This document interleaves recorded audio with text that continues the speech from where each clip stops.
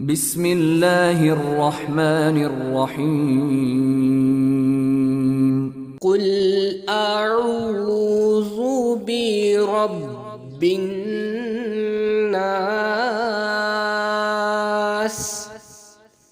ملك الناس إله الناس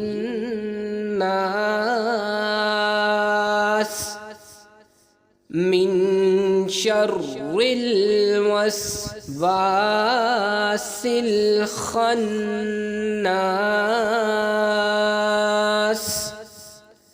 الذي يوسوس في صدور الناس